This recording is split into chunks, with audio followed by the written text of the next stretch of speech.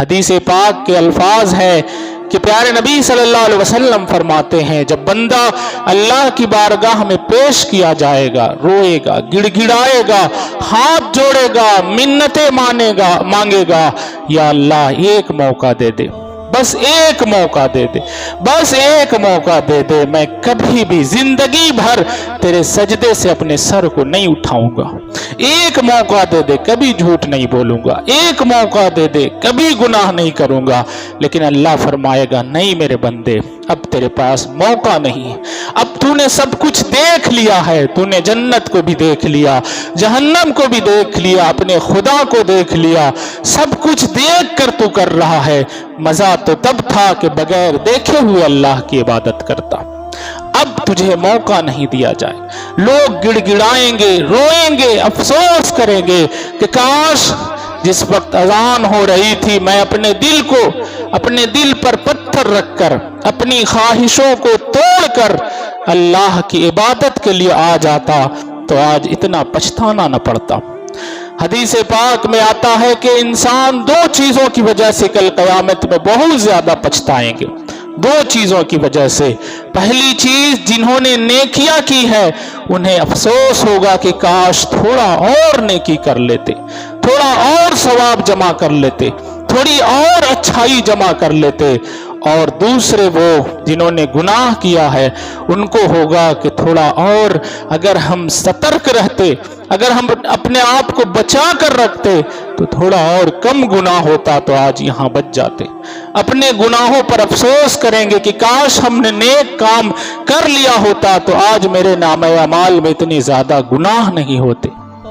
اس لیے کوئی بہانہ وہاں پہ نہیں چلنے والا ہے، کوئی بہانہ نہیں۔ ایک عورت بلائی جائے گی، ایک عورت بلائی جائے گی، جہنم کا فیصلہ ہوگا اس کے بارے میں۔ اس سے اللہ تبارک و تعالیٰ پوچھے گا کہ بتا تو نے نیک کام کیوں نہیں کیا، تو نے نمازیں کیوں نہیں پڑھی، تو نے اپنے رب کو کیوں نہیں راضی کیا۔ مسلمانوں، آج جتنے اپنے کہنے والے ہیں سب ساتھ چھوڑ دیں گے، کوئی آپ کا ساتھ دینے والا نہیں ہے، سب آپ سے جدا ہو جائیں گے، خود آپ تنہا کھڑے ہوں گے۔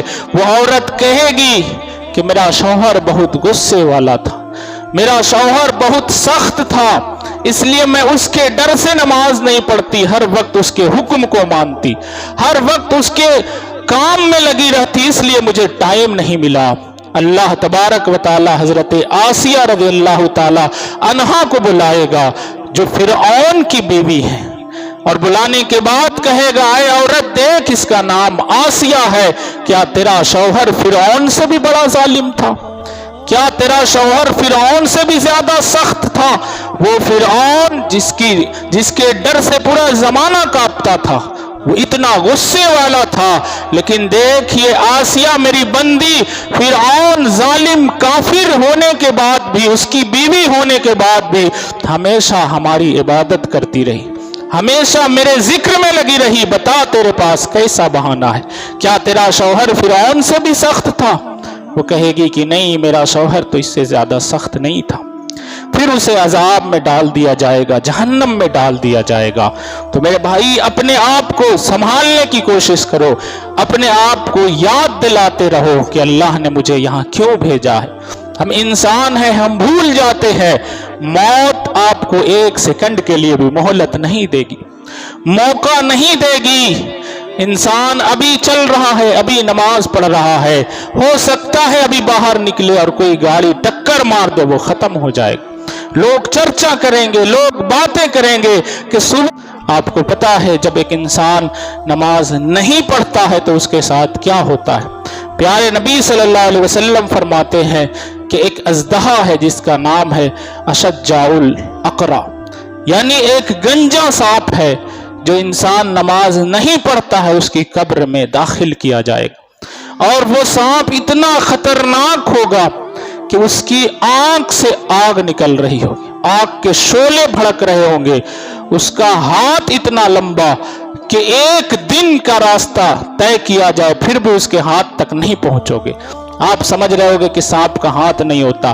سائنس نے جب ریسرچ کیا تو پتا چلا کہ آج سے ہزاروں سال پہلے سانپ کے ہاتھ اور پاؤں دونوں ہوتے تھے، اس کے چلنے کی وجہ سے دھیرے دھیرے وہ ختم ہو گیا۔